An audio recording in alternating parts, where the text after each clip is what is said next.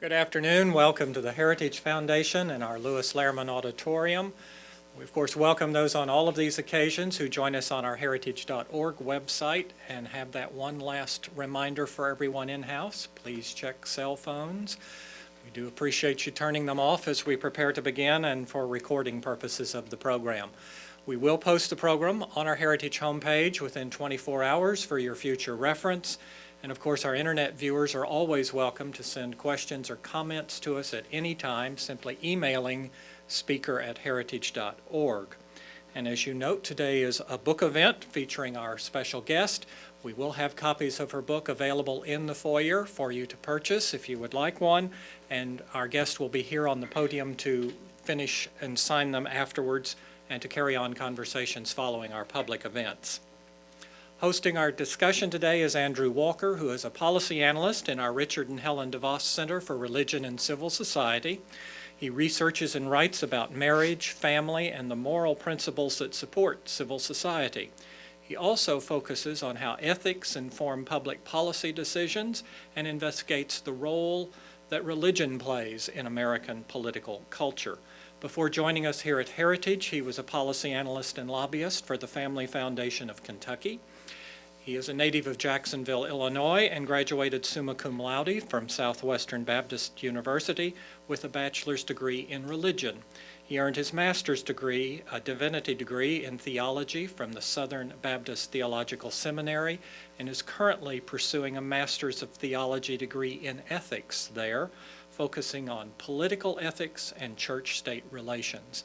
Please join me in welcoming my colleague, Andrew Walker. Andrew? Thank you and good afternoon. According to many social commentators, religious affiliation is witnessing a decline in America, followed by an increased hostility towards orthodox expressions of faith, particularly on issues related to human sexuality. At the same time, since the 1960s, the natural family unit has significantly atrophied and declined as no-fault divorce, cohabitation, and out-of-wedlock childbearing have waged considerable assault on the intact nuclear family. In How the West Really Lost God, cultural critic Mary Eberstadt delivers a powerful new theory about the decline of religion in the Western world. The conventional wisdom is that the West first experienced religious decline, followed by the decline of the family. Eberstadt challenges this thesis, positing that family decline and religious decline have gone hand in hand in the Western world in a way that has not been understood before. In How the West Really Lost God, it's both an account of how secularization happens and about why everyone should care about the two institutions, faith and family, that have undergirded Western civilization as we know it, and the real nature of the relationship between these two pillars of history. As Ms. Eberstadt writes in her book, family is not merely a consequence of religious belief, it can also be a conduit to it. As for her bio, Mary Eberstadt is a senior fellow at the Ethics and Public Policy Center, where she explores issues related to American society, culture, religion, and philosophy. She is the author of several influential books: Adam and Eve After the Pill, Paradoxes of the Sexual Revolution, which was released in 2012, The Loser Letters, A Comic Tale of Life, Death, and Atheism, and Home Alone America, The Hidden Toll of Daycare, Behavioral Drugs, and Other Parent Substitutes. Her latest book, which we're gathered here to discuss, is How the West Really Lost God, A New Theory of Secularization, published by Templeton Press. After Ms. Eberstadt concludes her discussion, we will follow with a time of question and answer. And I should also add, in addition to what John said, books will be available for sale. And if you would like to join us for light refreshments afterwards, we'd be happy to host you. Please join me in welcoming Mary Eberstadt to the podium.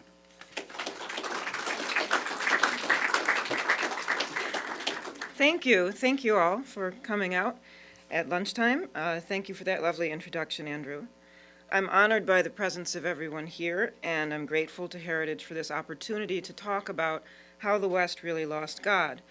Just a couple of weeks ago, a report in Great Britain made headline news. It argued that based on the 2011 census numbers, it looked as if Christians would be a minority of the population there even sooner than originally predicted, specifically within the decade. That's just one more datum in what looks to be the steady and accelerating pattern of secularization in Western Europe. The purpose of my book is to consider that pattern and the related pattern of secularization in the United States and elsewhere in the West in a new way. So one thing I can say for sure is that the new book doesn't paint on a small canvas. It's about God, Western civilization, men, women, the sexual revolution, theology, sociology, and a few other things. And if we left any of the big themes out, then I'm sure the critics will put them in, as they often do when a generalist like me goes lumbering through academic turf. But in defense of such intellectual trespassing, I offer this thought. The question of how societies that were once religious become less so is one of the most interesting intellectual puzzles in the world. It's especially interesting if you spend any time in Western Europe, where Christianity has become a boutique practice in many places, quite despite the massive and singular influence that it's had on arts, letters, laws, and history until very recently, including, though not only, on aesthetic achievements that stand at the very pinnacle of human accomplishment. Even without going to Europe, the question of how religion's hold has loosened over the Western mind and Western civilization remains an object of armchair fascination. After all, as noted, our laws, customs, arts, literature, etc., owe more to Judeo-Christianity than to any other single tradition. And that's just one reason why all of us, believers or agnostics or atheists, would seem to have a born interest in figuring out something about this puzzle of Western secularization, because we carry remnants and sometimes more of that Judeo-Christian tradition inside us, whether we want to or not. It's just part of what you might call our individual cultural and historical DNA. Once upon a time, for a great many people, in what was once called Christendom, the Judeo-Christian code governed the details of daily life from dawn until dusk, to say nothing of the momentous passages of birth, marriage, death, and other human milestones. Obviously, this is true no more for many modern Western people. A growing number of us greet the milestones of life with no religious framework at all. Some are born without being baptized. Many have children without being married. Some contract civil marriages instead of religious ones if they do marry at all. We darken church doors infrequently, if ever, and upon dying, many of our bodies are incinerated and scattered to the winds, rather than prayed over whole in the ground, as Christian ritual and dogma had hitherto commanded. And these are just a few examples of the sea change known as secularization. Many more could be added to the list. So what happened? How did significant swaths of the Western world go from being societies that widely feared God to societies that in some places now widely jeer him? That's the essence of the puzzle about Western secularization, and I do mean the word puzzle literally.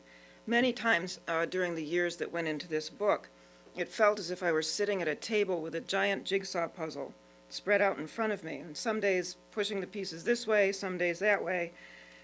And then there were days when they would just fall into place the way they do when you've discovered a pattern, and suddenly a lot of them stop being isolated pieces and line up the way they should.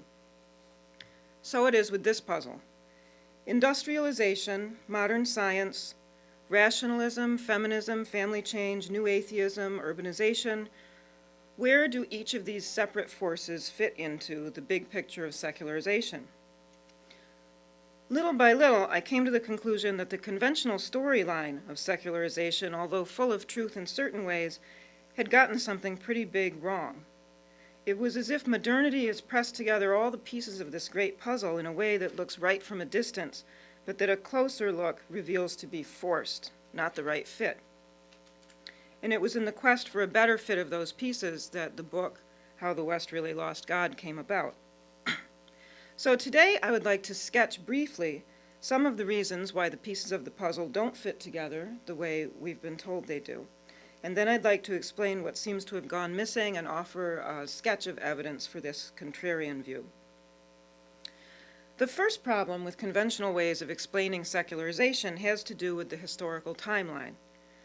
Secularization has been understood by most great modern thinkers, and for that matter, plenty of mediocre ones, as a linear process in which religion slowly but surely vanishes from the earth, or at least from its more sophisticated precincts. As people become more educated and more prosperous, the collective story goes, these same people come to find themselves more skeptical of religion's premises. They find themselves less needful of religion's presumed consolations.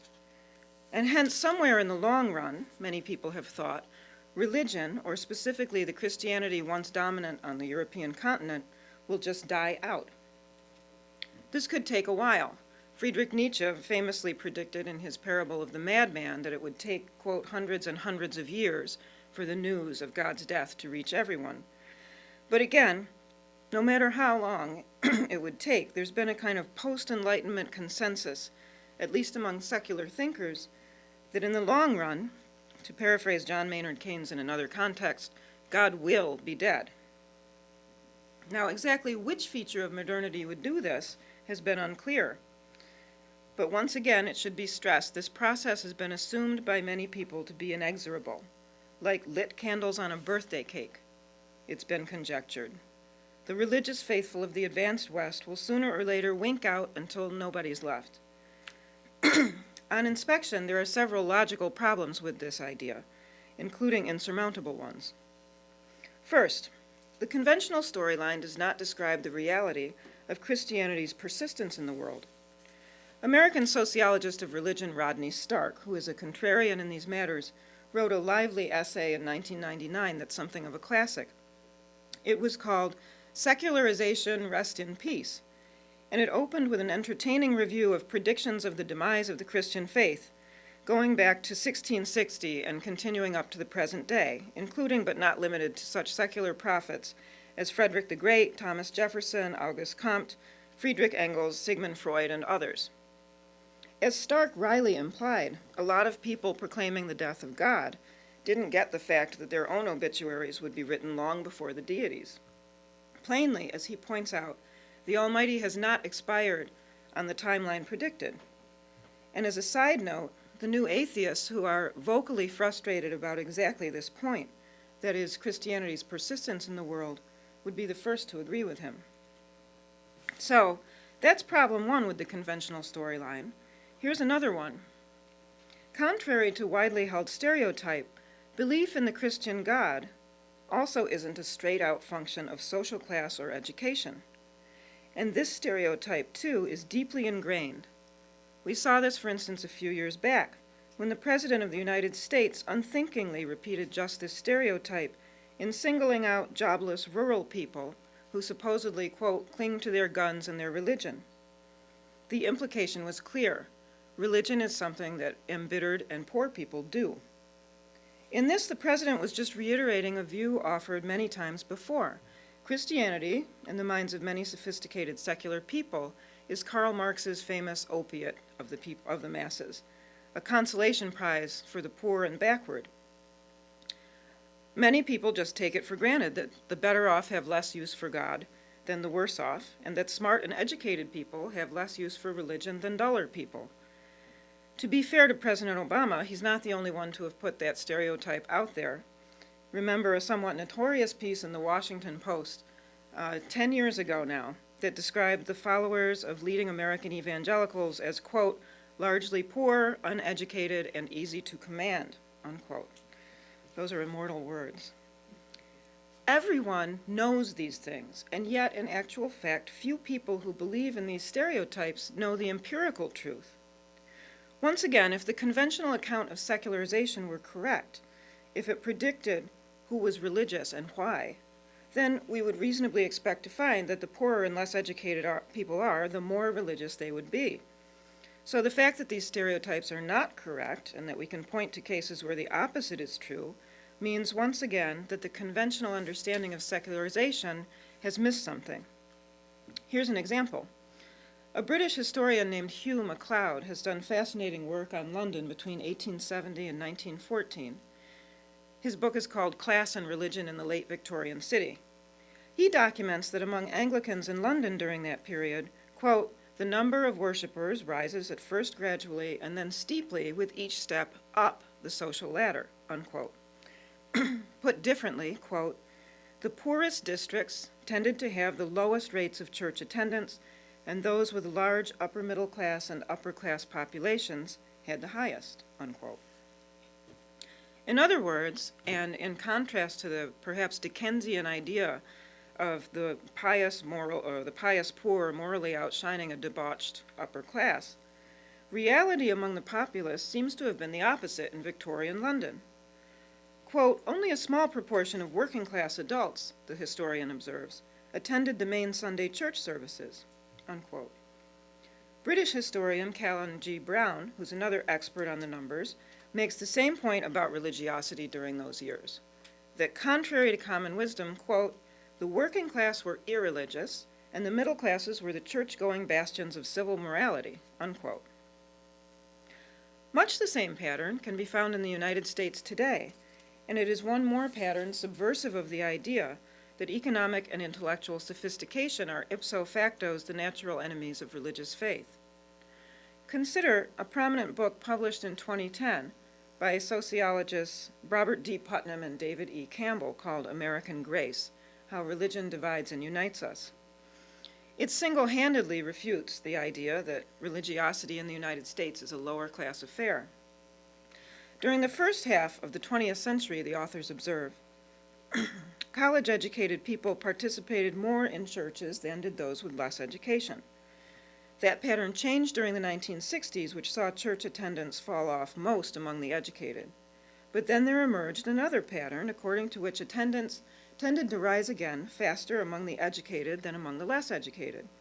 As the authors observe, quote, this trend is clearly contrary to any idea that religion is nowadays providing solace only to the disinherited and dispossessed, or that higher education subverts religion, unquote. Now, it is true that there are pockets of elite education where belief in Christianity or God is a minority view. Among professors at Ivy League schools, for example, certain other elite campuses, and among certain kinds of scientists, to give two examples drawn from studies. But these are exceptions, not the rule. Similarly, in research summarized in another wide-ranging recent book on American social class called Coming Apart, The State of White America, political scientist Charles Murray makes the same point. The upper 20% of the American population, data from the General Social Survey show, are considerably more likely than the lower 30% to believe in God and to go to church. Among the working class, 61%, a clear majority, either say that they do not go to church or believe in God, or both. And among the upper class, that number is 42%. Murray summarizes, despite the common belief that the white working class is the most religious group in white American society, the drift from religiosity was far greater in his working class town than in his better off one. Or, as a headline on MSNBC once pithily put it, quote, who is going to church? Not who you think, unquote. So as both Victorian England and the United States today go to show, mammon alone does not necessarily drive out God, and neither does literacy or possession of a BA or PhD. Here comes problem 3 for conventional secularization theory. Is secularization then the result of the world wars, as other people have supposed? This is another explanation with surface intuitive appeal. After all, much of Europe was shattered, and almost all of the West deeply scarred by World Wars I and II. How couldn't that experience have affected religious faith? And yet this explanation for secularization also doesn't hold up. For one thing, if it were true, it would be hard to see how countries with different experiences of those wars, like neutral Switzerland, vanquished Germany, victorious Great Britain, should all lose their religions in tandem. For another thing, and this is a point to which we'll return, the world wars were actually followed for 2 decades by a religious boom, not a religious bust. That fact alone makes it awfully hard to square the emptying of the pews today with the idea that the wars did it yesterday. And on it goes. There are more examples like this in the book. Modern sociology can tell us many things, but about the elemental question of why people go to church, let alone why they stop, the going theories have come up short. Contrary to what many have taken for granted, evidence suggests that secularization is not inevitable, and neither is it a linear process, accorded with an arrow pointing ever downward. Rather, and crucially, religion waxes and wanes in the world, strong one moment, weaker the next, for reasons that demand to be understood. And that's where I hope this book makes a modest but real contribution. This brings us to the second part of the talk. So, what got missed? Titanic theorists like Karl Marx and a lot of other secular thinkers never really stopped to ask what might make religion come and go in the world, most likely because it did not occur to them that it could come as well as go. Yet, Christianity, to repeat, has not gone straight to hell in a single downward swoop. Rather, it's been strong in some places and times, weaker in others. So one logical way of approaching that question about what's missing, it seems to me, is to look more closely at what else is going on when religion seems to be on the upswing. Let's take as our petri dish the years between the end of World War II and the beginning of the 1960s.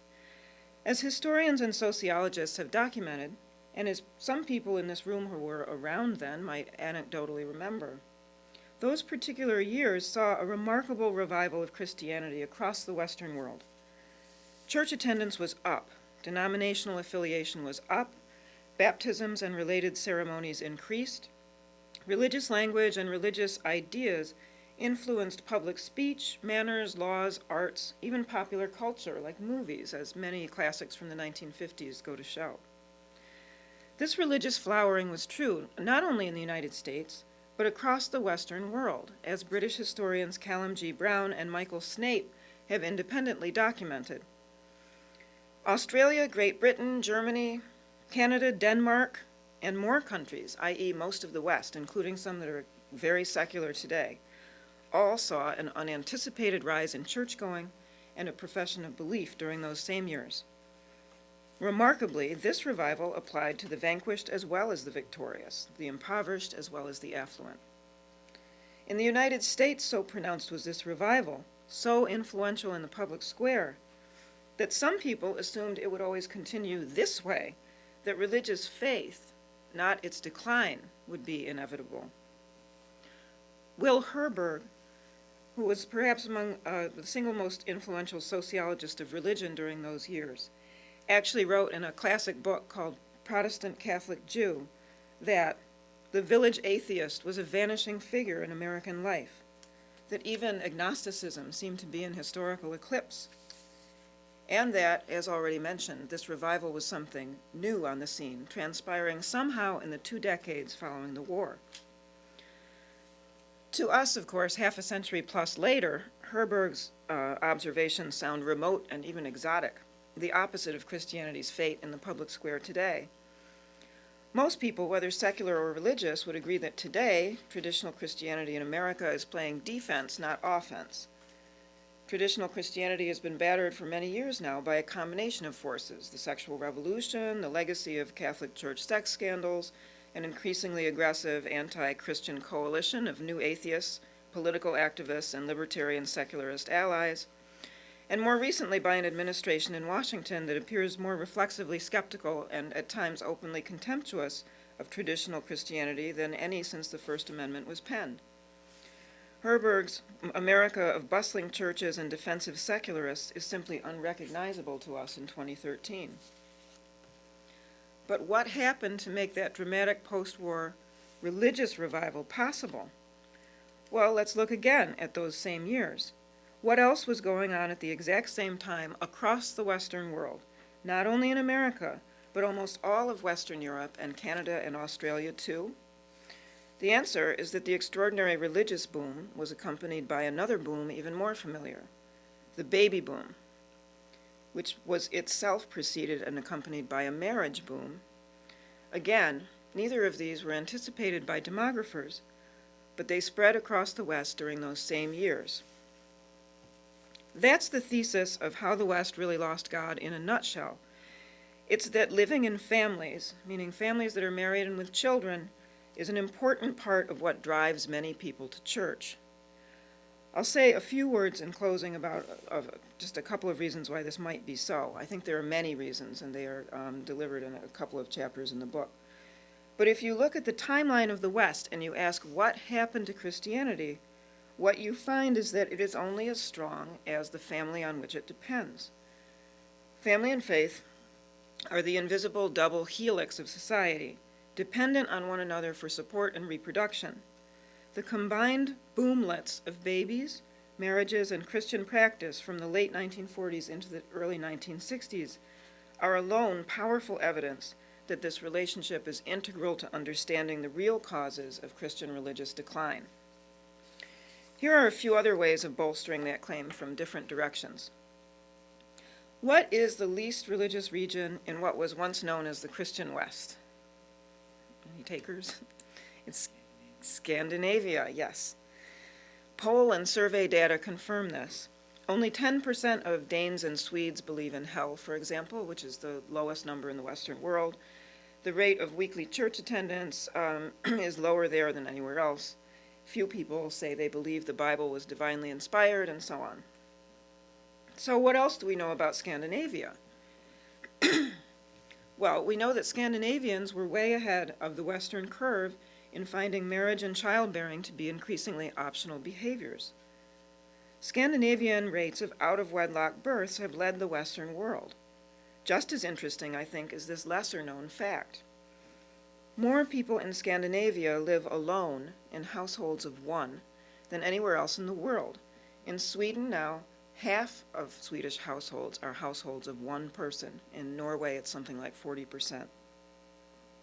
So once again, I would argue, what we see here is that societies where more and more people stop marrying and having babies and living in families are societies where more and more people stop going to church. Here's one more example of evidence for the claim that family strength is intricately related to religious strength, or at least to the strength of traditional Christianity. That's Ireland. There's a phenomenon called the demographic transition, in whose name many PhD theses and books and interesting, if unbelievably complicated diagrams have been committed. And I am not pretending to understand any of them. Briefly put, what it means is that people around the world, beginning with the Western world, have been having fewer babies than they used to, in some cases many fewer. This demographic transition, interestingly, predates the sexual revolution of the 1960s. It appears to have started in France about 200 years ago and spread first to the rest of the continent, such that more and more countries would come to fit this pattern of many fewer births. Ireland was an exception for a very long time. Catholic Ireland was a place where Catholics lived like Catholics longer than they did in most of the rest of Europe. Now, this is true no more. In fact, Irish religiosity, as measured by mass attendance and survey data, etc., let alone the changing legal landscape, has dropped faster than it has anywhere else in Europe. But the point that's striking in this, again, is that Ireland's remarkable religious collapse did not occur in a vacuum. What else has been happening in Ireland during those same years? The answer is that religiosity was not the only thing anomalous in the speed of its collapse there. So too was Irish fertility. Ireland's 20th century baby boom came markedly late, the 1970s, during which births were roughly double replacement level. This boom was followed by a dramatically steep decline of fertility. The numbers are in the book, and if you need more, you can ask a demographer named Mary Eberstadt, who knows more about these things than I do. But the point is this. In essence, Ireland went through the demographic change in one generation rather than two. And the fact that fertility and religiosity collapsed simultaneously and at similarly radical rates suggests once more that the family has been a silent and unacknowledged partner in Christianity's fate all along, not just a bystander as conventional sociology has it. So in closing, I'd like to share just a couple of brief thoughts about what might make this double helix go round. In the book, there's a whole chapter called Toward a New Religious Anthropology that explores this at length. But I'd like to focus here on just a couple of things that might explain how having families sometimes drives people to church. Lots and lots of data perfectly secular data confirm that married people with children are far more likely to be found in synagogue or church than are single people. But as a matter of theory, this has been almost wholly unexplored. So here are just a couple of suggested lines of arguments about it. One is this common but widely overlooked fact. For many mothers and fathers, whether they are religious or not, childbirth itself is experienced as a transcendental event. It is not only an event that most parents will say is the most important of their lives, although they will, it's also an event that radically transports people outside themselves as individuals. It gives some people the feeling that they've understood or earned a place in the cosmos for the first time. And for some of them, that cosmic connection translates into being more religiously inclined than they were before. Whittaker Chambers, that great hero of the Cold War, who was also an enviably beautiful writer, expresses this perfectly in his memoir, Witness. He writes about how studying his infant daughter's ear as she sat in her high chair one night became a personal and cosmic epiphany. That moment was the very beginning, he wrote, of what became his epic journey away from atheism and communism and eventually back to Christianity. And without being writers or communists, surely a great many other people experience children in this same way. Anyone who knows them knows how different they are and can't help but experience them as created. So this sort of unbidden, powerful gestalt may be part of why people who stay out of church when they're single are more likely to be interested in it once they become parents. And this scholarly language was confirmed the other day by a pastor in Detroit who said to me, "Do you know how I get lots of people in this church?" And I said, "No." And he said, "They come to me with something in their arms saying, 'Help.'" He meant a baby. Second, as a related matter, people seek out churches for another reason, which the great Emil Durkheim would have understood, because they are looking for a community in which to situate those children, particularly a moral community consistent with what the parents want to teach. That's another example of how families drive people to church. And finally, there's another way in which family life might incline some people toward the idea of God, and the Christian God in particular. Family life, as everyone knows, is full of sacrifice. Taking care of sick people, old people, people with mental problems, sacrificing time, leisure, etc. Just generally putting up with what can be an incredibly frustrating and baffling phenomenon, which is other human beings. Christianity is a religion that starts with the birth of a baby. His mother and adoptive father begin their lives with this baby by making an enormous sacrifice, fleeing to protect it. And at the end of this story is a crucifix symbolizing the ultimate sacrifice, the laying down of one life for another. So is it really any wonder that people who live in families are more likely to go to church when everything about the story of Jesus resonates with their everyday experience of sacrifice, when it ratifies that sacrifice in a way that no other worldview does? There are many more related speculations in the book about how the family can be a causal factor in religiosity. But maybe in the end, Nietzsche was right to spy what he called the tombs across Western Europe, meaning the empty churches and cathedrals. But he was wrong, I think, about what was buried in them. It was not God per se, but rather the weakened and fractured and sometimes non-existent family, especially on the modern continent, that explains the emptiness of those places. The human family, in short, appears to have been the symphony through which many people have heard God's voice. Not everyone, not the prophets or the intellectuals, perhaps, but a great many other ordinary people. And given the state that the family is in today, including, though not only in Western Europe, it's not surprising that some people find it harder to hear the sacred music anymore. Thank you, and welcome your comments.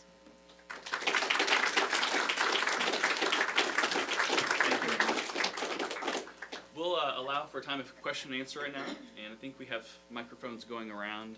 Yeah, James. Hi, James Shirk with the Heritage Foundation. What do you think explains then the decline of the family starting in the 60s across most of the Western world? This is an example of where I think the conventional script gets something right but doesn't connect the dots in the right way. So what experts would say to that question is there's urbanization and industrialization, and religiosity starts to decline once these are mass phenomena. But those are abstractions, and I have nowhere seen explained exactly how urbanization did this. If instead you explain it by saying it was the effect of urbanization on the family that made religion decline, you have a better explanation. It goes something like this. People move to the cities, often leaving their families behind in the countryside. They find out things in the cities, and in the cities it's easier to lead a double life. In the cities, nobody is watching you on the village green. There are all kinds of reasons why, and this is something else I get into in the book, people who live in cities are less likely to be religious than people who live in rural areas. But it's the destructive effect on the natural family, and particularly the extended natural family, that I think is the missing link there, and that explains how you get from these abstractions like industrialization and urbanization to lots of people just not going to church anymore. So it's the missing link. Right here. My question is about the role of, I guess, the positive law in the relationship that you described. It seems like Zimmerman described it in his book, the sort of the rise of statutory law as the family is weakened. And it seems like it could almost be like a triple helix, to make things needlessly complicated, where the increase in law decreases the role of the family, but it also decreases the role of the church, which are in turn affecting one another, which then in turn calls for more positive law. It seems quite complicated. I don't know if you can help us understand. Well, I'm still trying to understand the double helix, so thanks a lot. Instead of what you're calling positive law, I would introduce a related actor, which is the welfare state. And I get into this in the book and didn't say anything about it in the talk, but there are sociologists who think that the welfare state itself is, of course, part of the fracturing of the family, and with it the fracturing of religion, if I'm right about the relationship between those two things. And I have a lot of sympathy for their arguments, because the fact is that the welfare state has been operating in this sort of helix-like way in the fracturing of those other two institutions. Because on the one hand, a lot of what it does is to substitute for what the family used to do, right? And on the other hand, the more families have fallen apart, the more it's been called upon to do that. And in the book, I conclude on the note that it's entirely possible that the future of the welfare state is an important part of what happens to Christianity in the future, because what we're seeing in Western Europe suggests that these large, expensive family substitutes known as the modern welfare state are not sustainable over time, not thanks to the sexual revolution, which has reduced the taxpayer base such that it looks to be an untenable experiment in many countries, 50 years out, say. So if the welfare state implodes, as some people think it will, or is reined in, or if there's just a general recognition that this is an incredibly expensive and onerous way of substituting for things that are better done at a more organic level of the family, then I think you might see a religious and family revival come out of it. And that's at least one interesting scenario.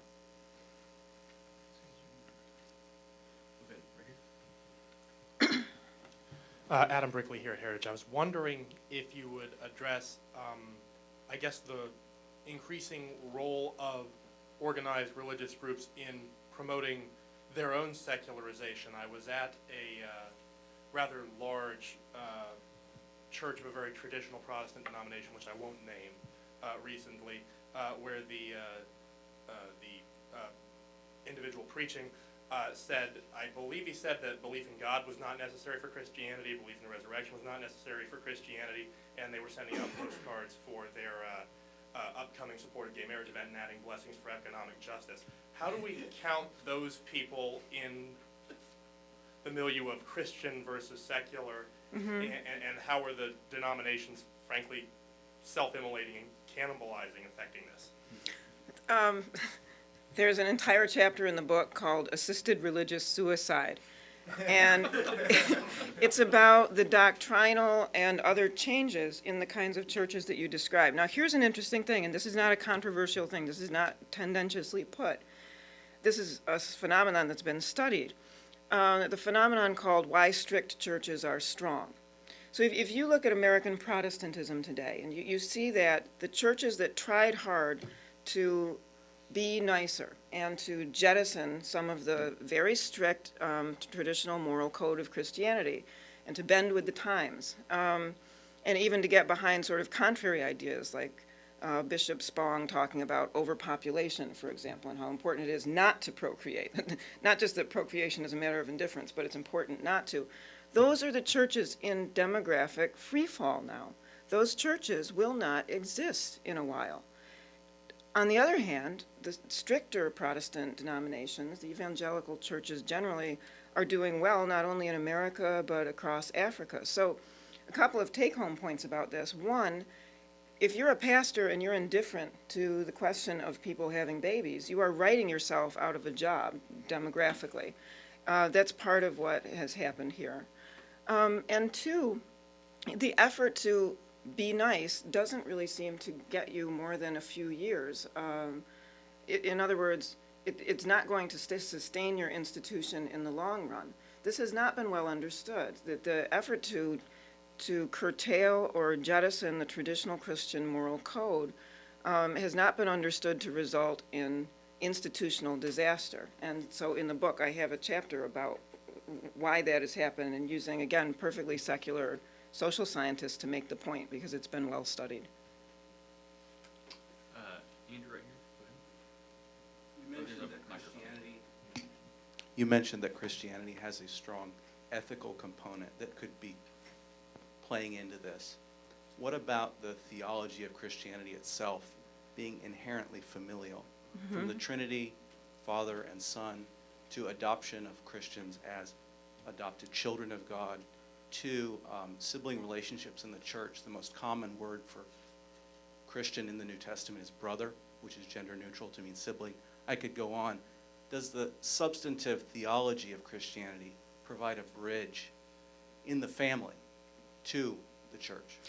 Absolutely, yes. And there's some stuff about that in the book.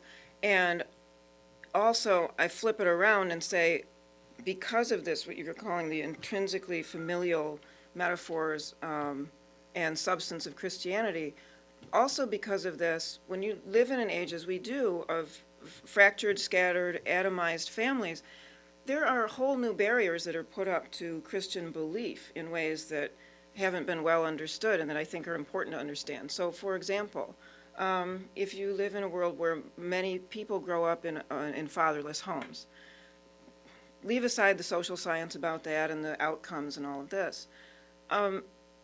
Judeo-Christianity from the very beginning has presented the idea of God as that of a loving, benevolent father figure.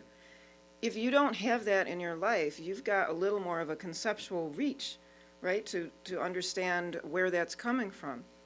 Similarly, Christianity starts with the birth of a baby. It starts with this act on the part of the baby's mother of saying, God, do with me as you will. It's just abject obedience. After 1973, we live in a world where every birth is negotiable, right? So, of course, there are people less likely to understand what is so miraculous about, say, the birth component of the Christian story. Similarly, a world of plummeting birth rates is a world where many people grow to adulthood never having held a baby. If that is your experience, it might be a little harder to understand what is so miraculous about the idea of God coming into the world as a baby. So in all of these ways, I think it's important to lay out a kind of new anthropology of belief, because that way we can see more clearly what's getting in the way of people approaching the Christian churches. It is not what conventional theory says. It is not inevitable secularization, inevitable rationalism. It's not what the new atheists said. It's not that people just get smarter and come to their senses. There's something else going on, and this family stuff that you're pointing at is very much a part of it.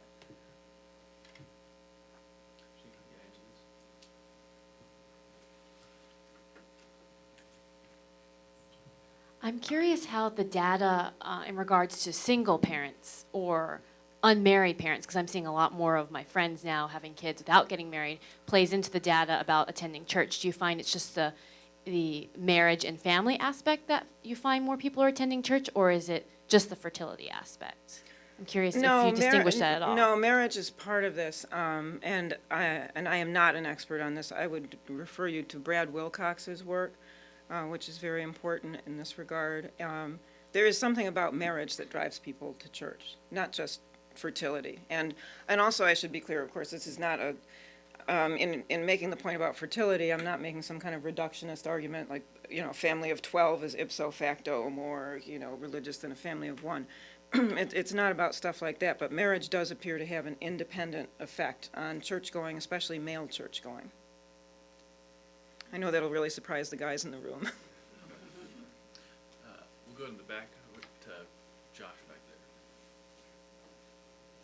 there. Hi, Josh Good with AEI, and one of our colleagues has just put out a new book, Nick Schultz, called Home Economics, the Economic Consequences of Changing Family Structure. And I wonder if you might speak to the link between family structure and work along the lines that you've just been describing. He says along this line that the new normal for people who are under the age of 30 is child out of wedlock. It's now just over 50%, this Jason DeParo article. And he tells the story that without the norm of two-parent families, it is more and more common for people in business hiring to say that they can't get employees who will pass a drug test, that character isn't enough to show up on time simply. Any thoughts about the connection between family structure and work as it ties to this argument? No, I'm sorry, I don't know his book, although I look forward to reading it, so I don't really feel as if I can comment on that. Obviously, these things are of a piece, though. The gentleman down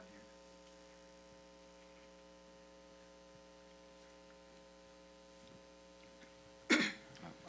I want to follow up on that previous question.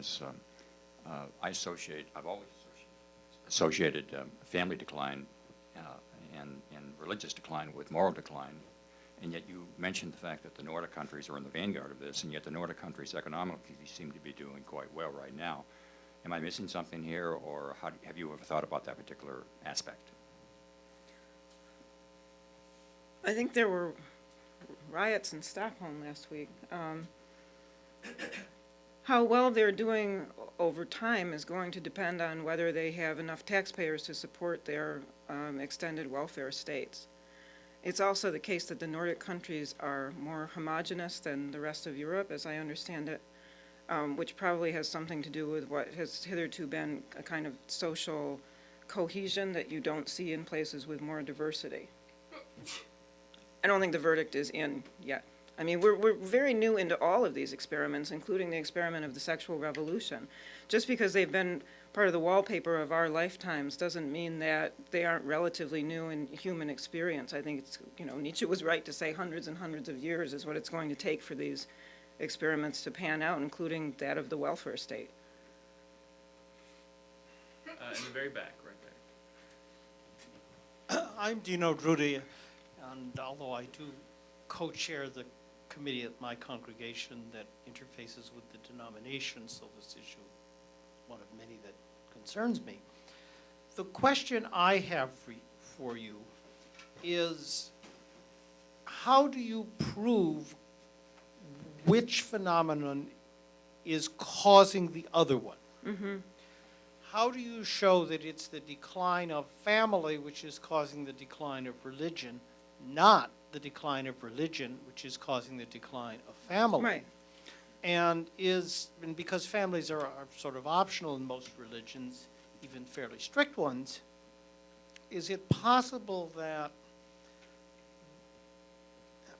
as whatever is the cause manifests itself first in the decline of family and only later in the decline of, say, church attendance, because it takes longer for people to morally wrap their heads around distancing them from church than from having a family, even though distancing them from whatever it was that distanced them from church is taking place first and just manifests itself last because of the moral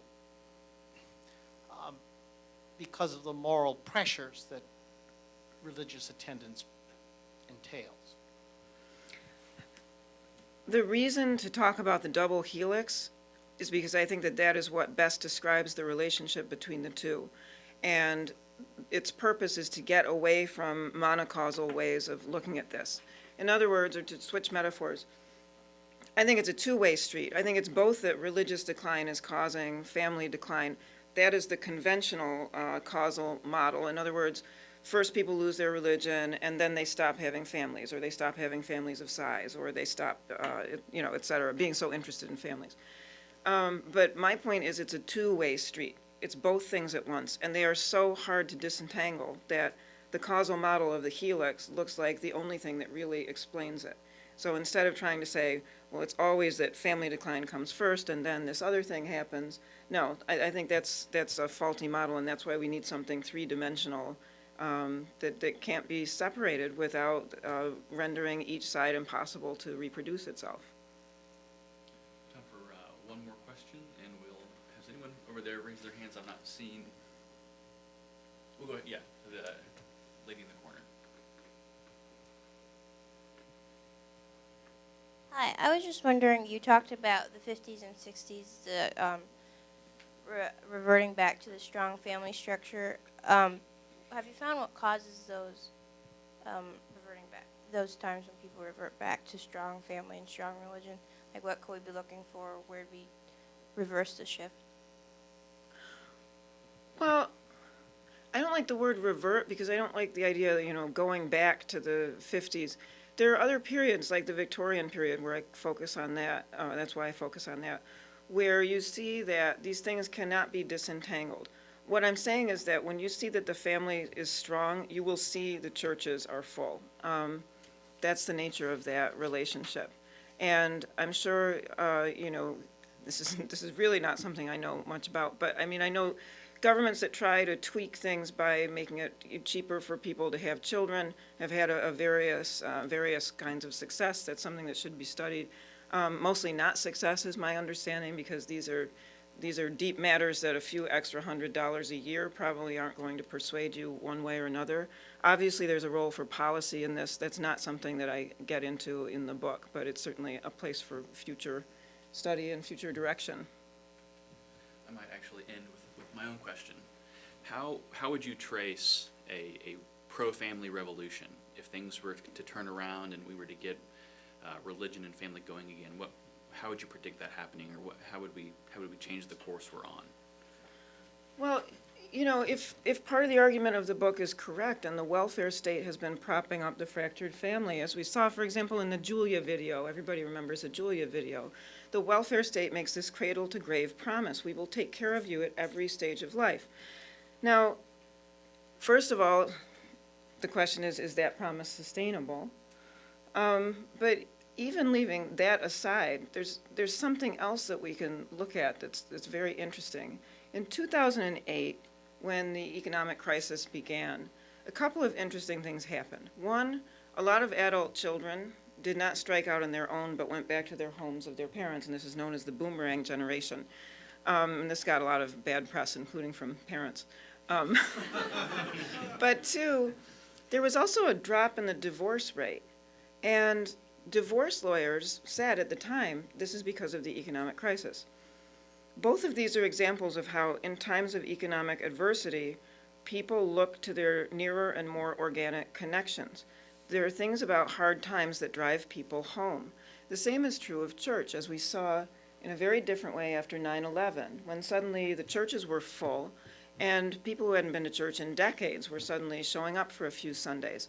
That was another example of adversity driving people back to more organic human connections. So without looking for a full-scale catastrophe, I think, over time, as we see the costs of substituting for the family and substituting for what the churches do, too, that's something that will sort of trickle down and make sense to people and make them change their minds about things in much the same way that it took many decades of information about tobacco's effect on health to make a difference there. And that's another model that I talk about in the book, because I think it's a really interesting example of how something that looks unthinkable 50 years later, given enough information, will really make an impression on people as rational creatures. So there's room for hope, if that's the question. Well, that will conclude our time together this afternoon. Again, books will be available out in the lobby, and I think Mary will be willing to sign books. And we also have light refreshments. And thank you for coming. And if you would please join me in thanking Mary Eberstadt. And you're dismissed. Thank you.